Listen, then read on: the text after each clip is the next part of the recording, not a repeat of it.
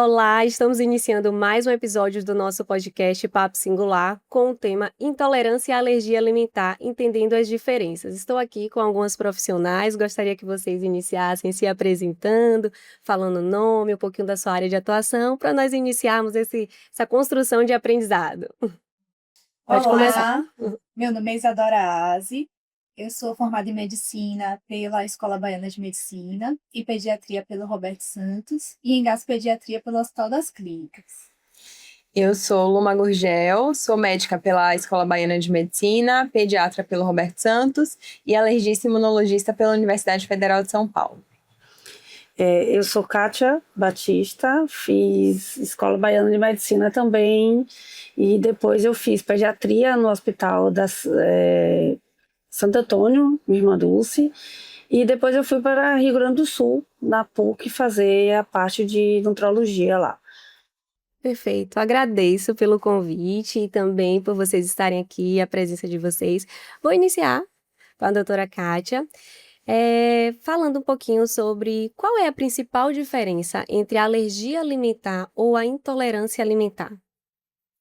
A diferença básica entre as duas é que a intolerância é a um carboidrato, né? E a alergia geralmente é a proteína. Então, a diferença dos dois é essa. Então, quando você vai ter um paciente que tem, por exemplo, intolerância, ele vai intolerância à lactose, que é o açúcar do leite.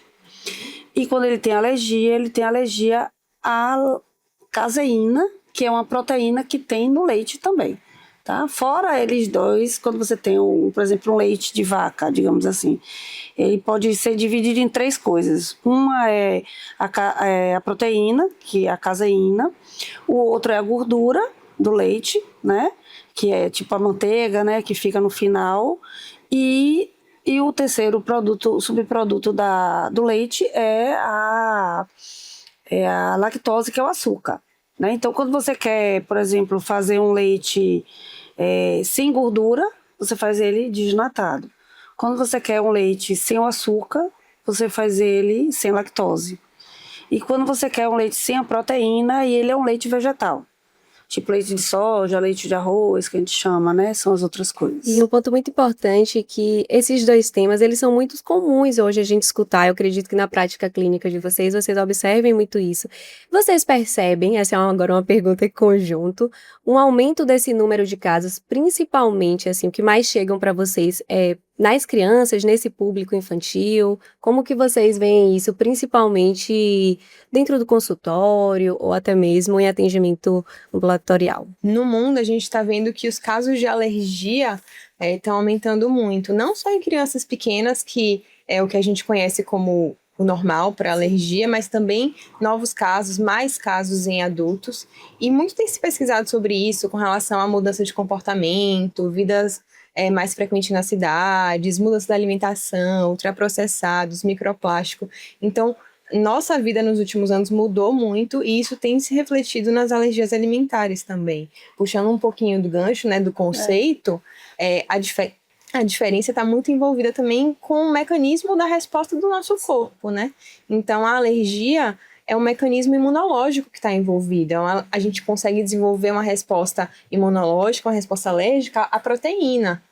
É diferente de uma resposta intolerância, ao açúcar, né? Que é o açúcar. Né? Não é uma alergia verdadeira. A alergia são muito parecidos, mas também são extremamente diferentes. O mecanismo por trás é todo diferente. Então, as alergias verdadeiras estão crescendo muito também.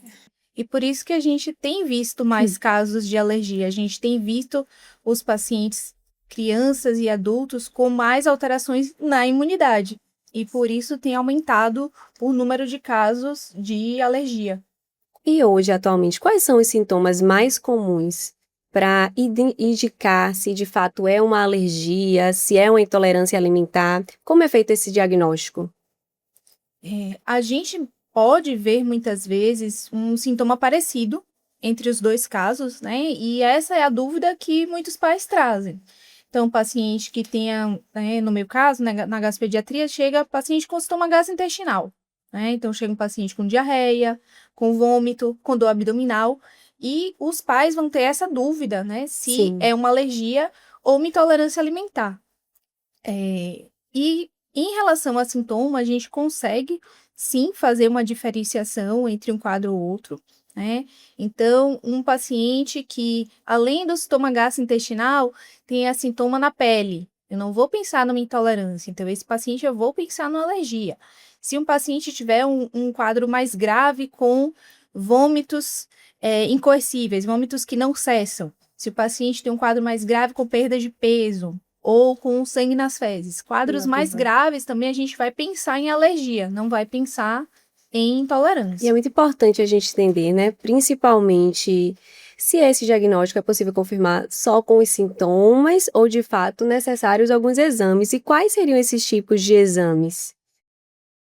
Definitivamente é muito importante também. A gente consegue diferenciar e não adianta simplesmente pedir exame se a história não é sugestiva. Então, começa por aí. Então, se a história não é sugestiva de alergia, é uma história sugestiva de intolerância, a gente não vai pedir exame para alergia, porque o exame sozinho não dá diagnóstico.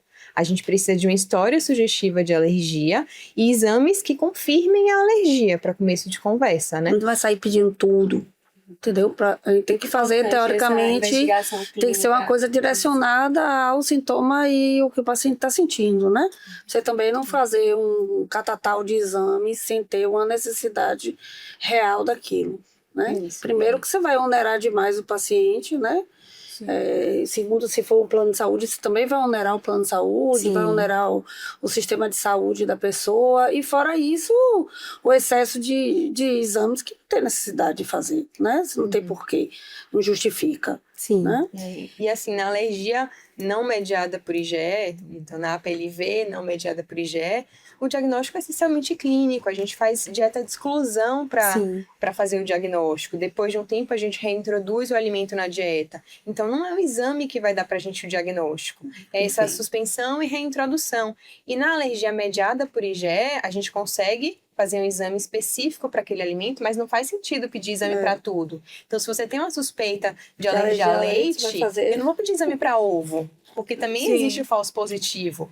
E pedir exame para tudo, vai vir tudo positivo, a família vai ficar louca. Vai ficar doida. Vai entrar em parafuso, E vai E querer a gente vai suspender ficar doida 50. para tentar E é também explicar interessante, por quê, até né? mesmo para o público que está assistindo, o ponto exatamente que quando chega no consultório, como tá tendo aquela, de fato, vendo a criança, o filho daquele jeito, muitas vezes chegam assim angustiado, Muito né? angustiados. E aí querendo Quando o resolver bebê é logo pequeno, e então é uma começa a loucura. pesquisar as coisas, né? Isso, Pesquisar. Então Dr. já Google vem, na inclusive, história. assim, com bastante histórico. Então, isso é bem importante deixar isso muito claro para a família nessa abordagem.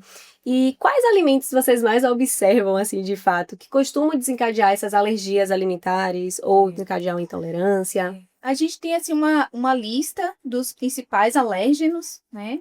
E ele corresponde muito ao que realmente a gente vê no consultório. Uhum. Então a gente começa com leite de vaca, né? Então a Sim. alergia, a proteína do leite de vaca seria o mais comum, né?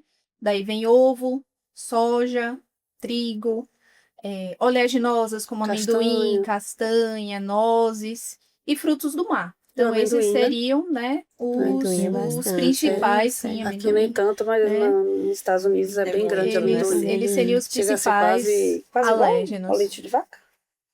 Eu acho que não é quase igual, mas Muito é parecido, tão né? importante quanto. Porque Mas eles usam falaram muito também, lá. Eles, em bebê de 6, 7 meses, eles já usam a Imagina. pasta de amendoim, coisa de amendoim. Nossa. Então, Que os na bebês verdade é o ideal, fazem, né? né? Gordura boa. Não exagera tanto, né? Não, Vamos é só lá. uma alimentação à base de amendoim, mas é Isso, importante mas essa eles usam introdução demais. de todos os alimentos Sim, a partir do momento da introdução alimentar, justamente para Sim. aproveitar essa janela imunológica e tentar gerar uma resposta adequada para o alimento, né? E não desenvolver uma resposta alérgica. Então, isso é importante também. que é um mito, né? Assim, a ideia de introduzir um alérgeno adiante, né? Sim. Não, vou esperar quando a criança estiver mais velha para introduzir um alérgeno. E isso acaba sendo um risco maior para desenvolver alergia. É justamente o contrário, né? Tem que É. aproveitar esse Porque tempo. são os primeiros meses mitos, após né? a Muito introdução. mito que a gente tem com a alimentação. Na verdade, Exatamente.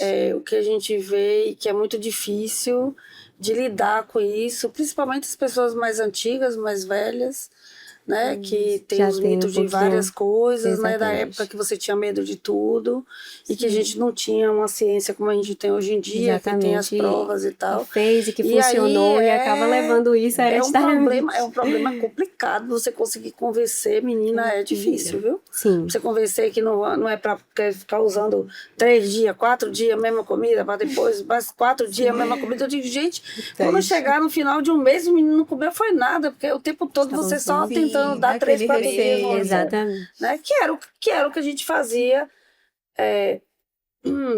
Tô me Entregando a entregando minha idade. né? Tô Não entregando entregue minha nossa idade. idade, né? Experiência. Alguns anos atrás. Então, alguns anos atrás, a gente fazia muito isso, Sim. que era a introdução, né, gradativa de cada grupo alimentar e tal, com medo, com receio que o paciente tivesse alguma reação. Acho que talvez mais por causa de... antigamente a gente também não tinha esse nível, né, de atendimento, de informação, de conseguir levar um paciente numa emergência, né? Imagina no interior, que você tinha que andar vários quilômetros para você conseguir chegar em uma emergência e ser E a atendido, disponibilidade né? de exames também Isso hoje tá também, muito mais então fácil era de muito fazer mais diagnóstico difícil, certo. era muito mais fácil você não dar nada e dando tudo devagarzinho para você não ter o risco de a pessoa fazer uma reação alérgica. Eu maior, acho que né? assim, hoje temos mais exames, temos mais especialistas, né? Sim, Então, assim, muito mais. então temos um paciente que ele pode acompanhar com mais de um especialista para poder orientar melhor essa introdução alimentar, com segurança, né? Mesmo paciente alérgico, que não só tem esse medo, o paciente não alérgico de desenvolver alergia, ainda mais paciente que já é alérgico a um alimento. E se a mãe for alérgica, piorou.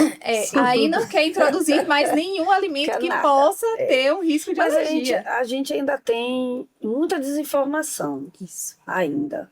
Tá? E como eu faço um consultório de nutrologia, chega de tudo que vocês imaginarem mais um pouco.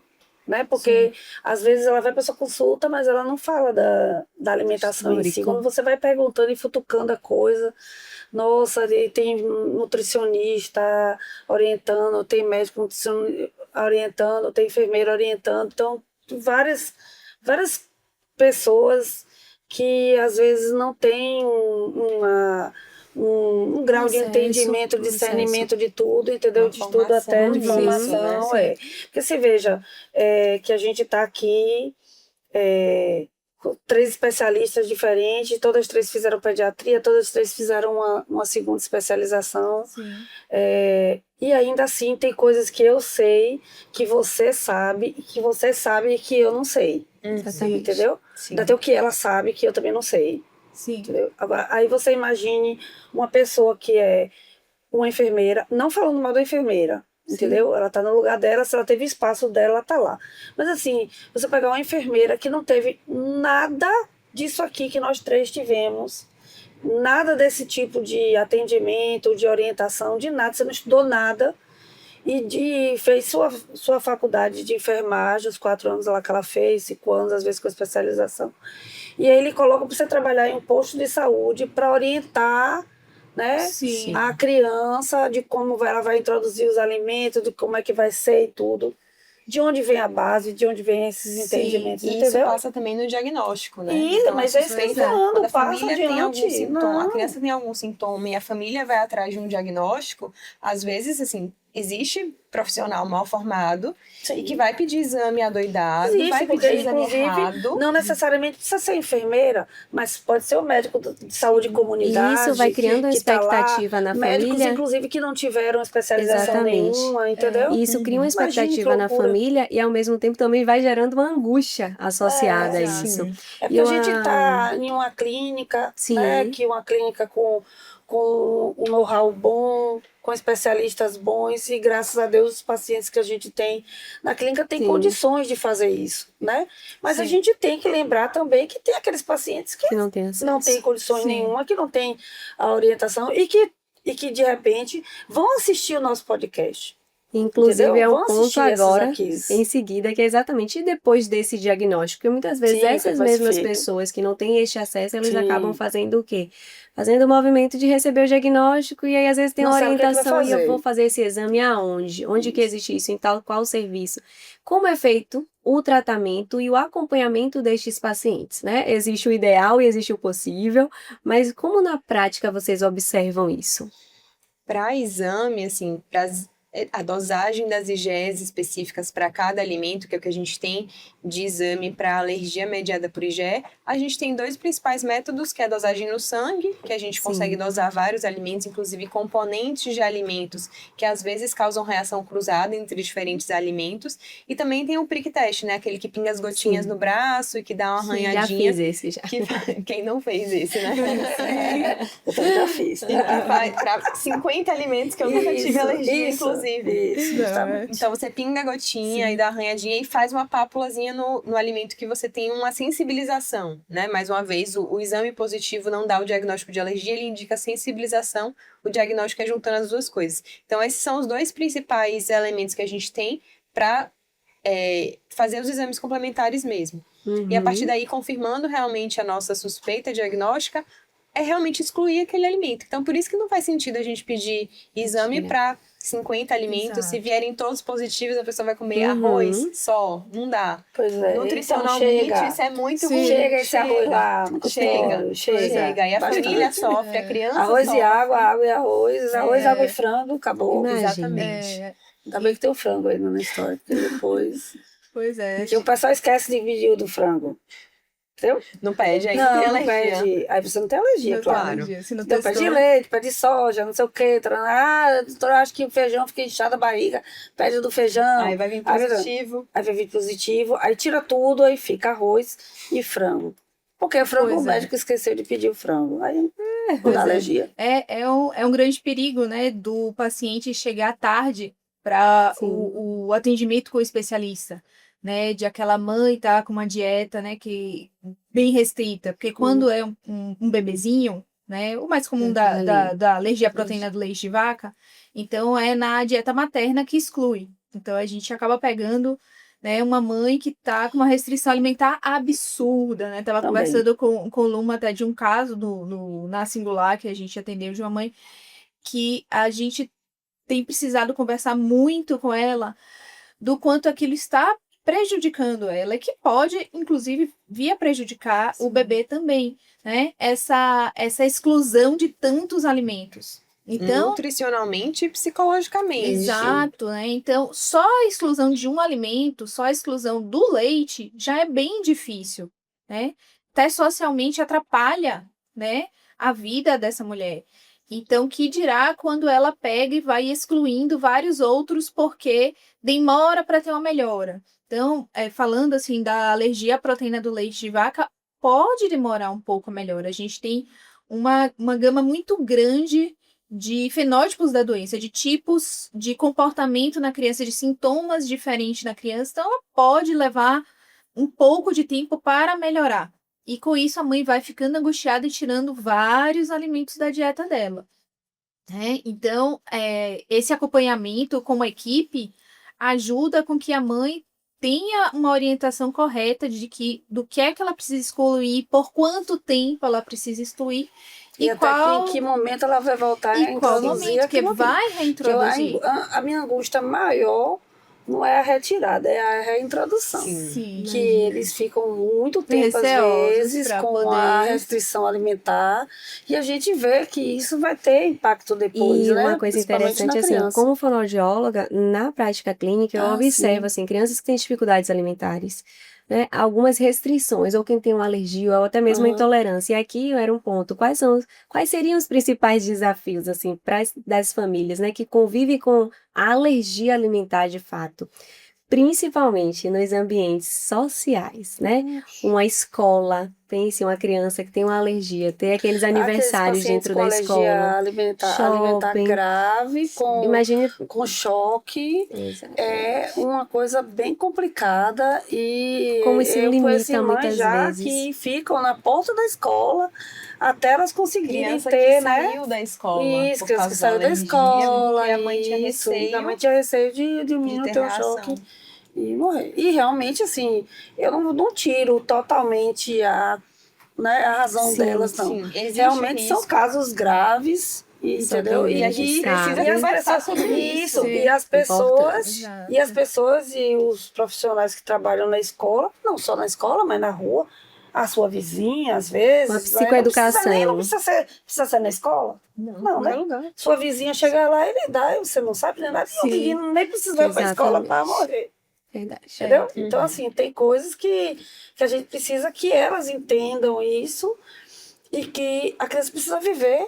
Você ter a vidinha dela normal, criança Sim. não pode estar passando tudo isso, Tem né? que saber o que fazer. A Isso. escola, os Como vizinhos, se as pessoas conduzir, ao como redor da fazer. criança têm que ser avisadas e tem que Isso. saber o que fazer Como conduzir, quando acontecer uma justamente. reação. Isso. Porque pode acontecer, Pode mesmo sem acontecer. querer. Assim, a regulamentação brasileira, ele manda colocar no rótulo, né, os ingredientes, os alimentos alergênicos são destacados, mas a mudança de rótulo não precisa ser avisada. Então, aquele alimento que a criança comeu a vida inteira, um dia pode mudar Pode chegar a lá um composição. dia e Exatamente já isso. não Eu tem. Sim, até uma pois dúvida é. mesmo, assim, porque hoje a gente já observa, inclusive em escolas, em alguns eventos, já pergunta se existe alguma intolerância, alguma alergia a algo, mas é a hora que até o coleguinha compartilha o lanche ali Sim, naquele momento. precisa e- não, mãe. Basta só a criatura beber um copinho, ó, de leite, Exatamente. chega lá e dá um beijinho na criança, não, mãe. É isso aí. Exatamente. E o menino faz um choque anafilático na sua Pois cara. é. E E aí a Entendeu? gente tem duas situações. Uma da gente Fora educar a o medo, sociedade, né? Elas têm medo até de ir para o hospital, né? Aí eu sempre brinco com elas Sim. assim, vem cá, me diga, mas é melhor, não que seja melhor, né, de qualquer forma. Melhor não vai ser nunca, mas é melhor ela ter a reação alérgica dentro do hospital ou na sua casa. Aí ela, não, tá tudo bem, doutora, entendi. É melhor ela ter reação alérgica no hospital. Sim. Aí a gente Né? tem que orientar a sociedade, né? Desse cuidado, porque está aumentando, né? O número de crianças Muito, com alergia, muito, de muito. adultos também com alergia. Então a gente precisa educar, né? Que tem esse risco, né? Mas também é um motivo da gente fazer a reintrodução, Isso. né? A Não gente ficar o fazer. tempo inteiro Exato. com aquela restrição e precisa realmente reintroduzir, porque a gente precisa saber como é que vai conduzir. Agora, essa reintrodução também tem que ser cautelosa, Tem né? que ser. Exato. também, Então Na tem um alergia não protocolo, mediada né? por Tem IgE, protocolo. nos casos menos graves dá para fazer em casa, Sim. mas nos casos graves, nos casos de alergia mediada por IgE, Sim. não dá para fazer em casa, Isso, não dá, justamente. não é seguro, porque Isso a aí é gente está sua parte, né? Da gente reintroduzindo. é outra, né? Não, a gente está reintroduzindo um alimento que a gente Sim. sabe que a criança tem alergia, Sim. que um dia teve Isso, pelo menos. justamente. A gente faz o teste de provocação no ambiente seguro, numa clínica equipada, no hospital, que tenha uma condição de reanimação Por mesmo isso que eu tô no falando, quadro é a mesma grave. coisa que eu tô falando. Então Exato. é melhor ela fazer a Dentro do reintrodução hospital. Dentro do hospital, numa né, do que clínica esperar tiver acontecer isso, E justamente. por isso que é Isso. importante ter esse momento dessa orientação de vamos agora tentar reintroduzir no ambiente seguro. Sim. Porque a qualquer momento pode acontecer uma reintrodução do alimento no ambiente não seguro. Então é Sim, e importante, assim, a gente- né, essa... A gente não agenda um teste de provocação na criança que a gente acha que a gente vai reagir, né? Sim. Então, assim, Sim. os exames ajudam a Vão- gente. vão Ah, dar o um exame tá norte. igual o do ano passado. Vai testar agora? Não. Vai testar agora. Ah, não, o exame caiu. Ele teve uma exposição acidental mínima e não teve sintoma. Olha, talvez já esteja tolerando em algum Melhor. processamento o alimento. Mas, assim, não tem como saber se a gente não testar. Mas não dá pra ficar para sempre também sem testar, Sim, né? Exatamente. E um ponto muito importante na fala de cada uma de vocês foi principalmente essa questão da retirada de alimentos por conta própria, ou até por medo, ou uma determinada insegurança.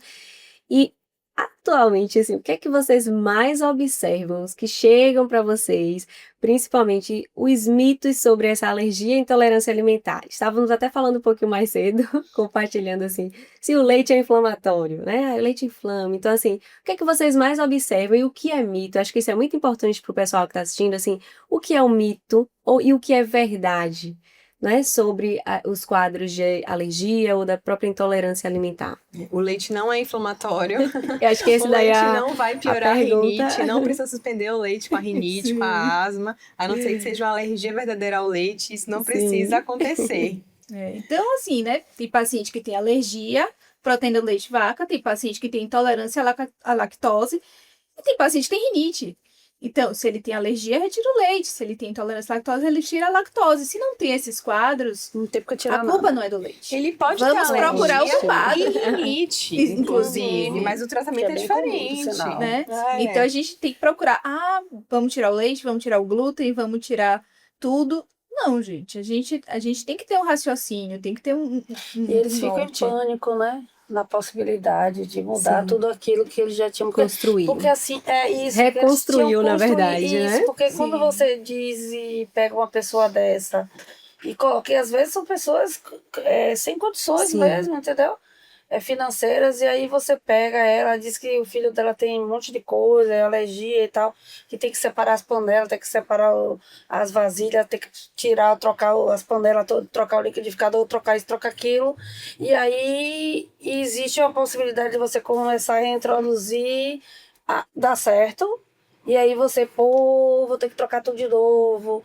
Aí você tem a possibilidade de inicialmente dar certo e depois degringolar de novo e dar errado, e você volta para trás novamente, e aí você tem que perder tudo que você fez antes. Então, tem os mitos, os medos de todo mundo, os pânicos de dar errado, de não ter um problema, de ter que ir para emergência, de perder a criança, inclusive, ou de você ter que ficar internado se você for uma pessoa de adulto, entendeu? Então, lidar com a vida mesmo do paciente ali, e a gente tem que entender, o medo faz parte dela, ela só não pode, como a gente fala, os psicólogos, lhe paralisar, né? Não pode lhe parar no meio do caminho. Então, a gente tem que aprender de vez em quando a enfrentar os medos, tanto os medos da gente, que a gente também tem medo de reintroduzir, mesmo sabendo que pode dar tudo certo, pode dar tudo errado. E aí, mas tem que ir para frente mesmo, não tem o que fazer. Sim, a gente fazendo de maneira segura, né? Isso, justamente. A gente precisa fazer.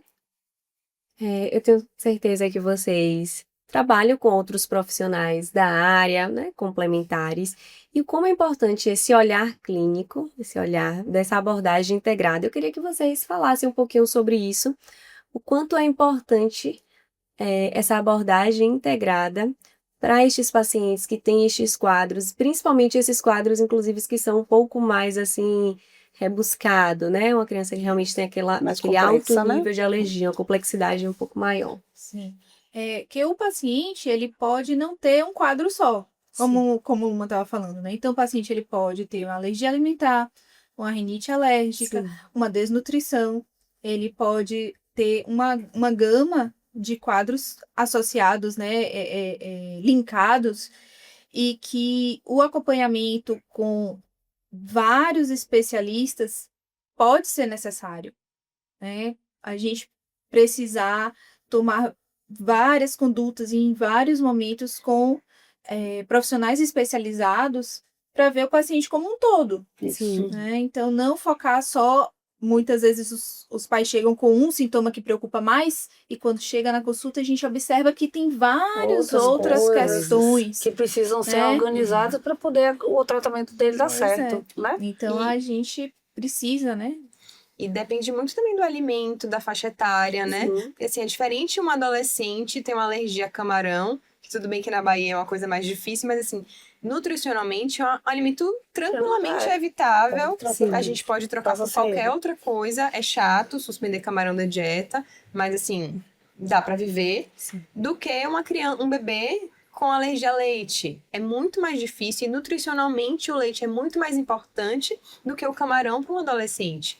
Então, conversar com a família, com nutrição, nutrologia, inclusive psicologia, por conta dessa fobia toda que tem por trás, é importante. E cuidar daquela criança para que o alimento que ela precisa suspender da dieta seja, os nutrientes que ele fornece, seja substituído de forma adequada e não por vozes da cabeça da família.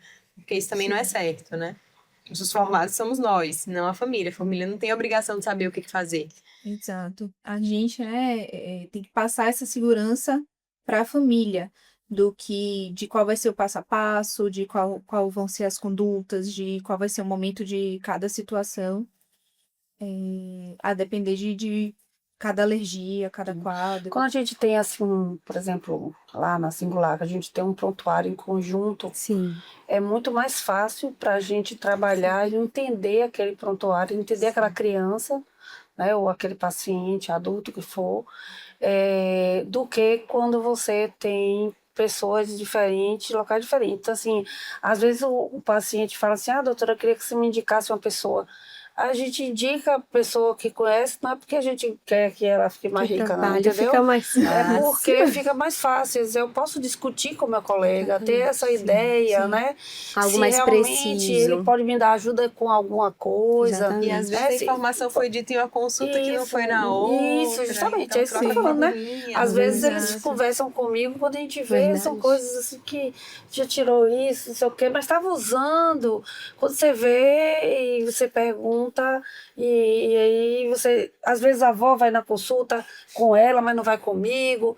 Aí quando você Sim. descobre, ela estava dando alguma coisa. Eu tive uma paciente que era celíaca, Sim. era não, é porque ela ainda é. E ela piorava frequentemente, né? Sempre vinha com as queixas de dor na barriga, não sei o que lá e tal, mas eu tá fazendo dieta, tô fazendo a dieta, tô.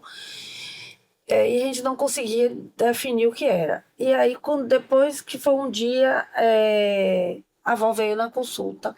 Sim. E aí a gente descobriu que a avó era muito católica, levava a menina para a igreja. Né? Então, de tempos em Olha tempos, só. ela ia na igreja, levava a menina e dava hóstia para a menina Poxa. dela, porque a menina não tinha idade ainda para comungar, Sim. entendeu? Então ela pegava um pouquinho da hóstia dela, pegava na mão, botava aqui, quebrava um pedacinho, Sim, botava na olha língua da só. criança. E aí era o suficiente para a menina descompensar toda. Na segunda-feira a menina estava ruim, na terça, e aí só depois de muita conversa que a gente foi descobrir que era isso, né? Então são coisas assim que a gente vai aos pouquinhos. E é difícil essa descobrindo investigação. muito. Às Às vezes é uma consulta mensagem não é tão. suficiente. Mas foi muita conversa com essa avó para Pra chegar poder nesse, chegar. E nessa às vezes é uma descoberta mensagem aí, assim que a família acha que é relevante, ou que nem sabia, só quando tá com essa avó, ou com alguém que Porque ela compartilha. achava, Lembra aquele e dia? na crença dela, Aham. óbvio, eu sou católica também, acredito em tudo isso aí, mas assim, ela acreditava e que, né, que ela comungar iria Melhorar, Sim. né? O quadro realmente dela. iria né? salvar, tirar ela, curar e tudo. E a gente sabe que essa cura ainda não existe, né? Então, tem esses detalhes assim que se a gente não tiver tempo, é uma outra coisa que a gente precisa conversar também. É o tempo da consulta. O tempo da consulta faz toda a diferença Sim. com Quanto em média o já é um tempo de paciente. uma consulta, principalmente nestes O casos? ideal seria no mínimo de 1 hora. No mínimo. É. E o É claro que a possível, o gente que mais pode vocês considerar, né? observam? Assim, Sim. você pode vir outras vezes e você vai aos pouquinhos tendo ideia do que está acontecendo. Mas assim, menos de que 1 hora, dificilmente vai dar tempo de você descobrir essas coisas todas aí, entendeu? Principalmente se essa criança já passou por vários outros médicos. Aí é E complicadíssimo, já veio com entendeu? 50 exames que não te dizem nada. Isso, justamente. Você tem que olhar E aí é o todos excesso de informação e que às vezes a aí- família e vai aí trazendo. vem a psicopata aqui e faz assim. Esse não presta, pode jogar fora. Esse aqui pode jogar fora. Rasgue, jogue fora. E esse aqui também, esse aqui. Doutora, mas precisa jogar tudo isso fora? Precisa, porque isso aqui não presta pra nada. Pode jogar fora, a gente repete dele daqui a 3 meses, se você quiser um igual. A gente repete de novo, mas não sai pra nada. Só tá enchendo, né? Cada vez que vai na consulta, com aquele monte de papel. Aí o menino chega alérgico, né? No seu consultório, cheio de papel. Os papéis já tá tudo colado de tanto que ficou grudado dentro da sacola, cheirando a mofo horrível. E já foi molhado várias vezes. Eu com minha rinite maravilhosa. Quando o pai faz assim, Quando o pai faz assim, eu sou super controlada, mas é porque... Aí na hora que o pai abre aqui, eu falo... Chega a dar aquele... Ah, meu Deus do céu, aí vamos nós. Aí, É isso, o paciente chega cheio de exame, cheio de exames, Sim. sacos e com sacos. diagnóstico já, e a família fica direcionando Isso. para aquele diagnóstico e a gente isso. tentando fazer Isso. uma anamnese E mais às completa. vezes, e às vezes não é nem Justificando nada sintomas. disso. E é outra coisa, é uma doença inflamatória E intestinal. até você chegar lá, É uma doença ela precisa de celíaca. passar E todo o o paciente histórico. tinha Ou às aquele vezes sintoma não é por outra coisa, nada. então não é nada. Não é nada. Os Pode sintomas são também. completamente aleatórios, não Isso, suscetíveis. Teve uma febre, uma Isso. urticária, não foi o Isso. pobre do leite. Isso aí, está Pois é. Então, Tem assim, também essa é possibilidade. difícil convencer, então, inclusive, que não é Por isso você alergia. precisa de uma boa anamnese, de um tempo hábil para você fazer essa história toda.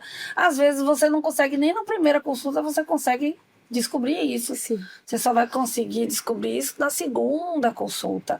Que aí você ficou na dúvida de alguma coisa que você perguntou. Você pergunta de novo quando você vê a resposta na sua cara.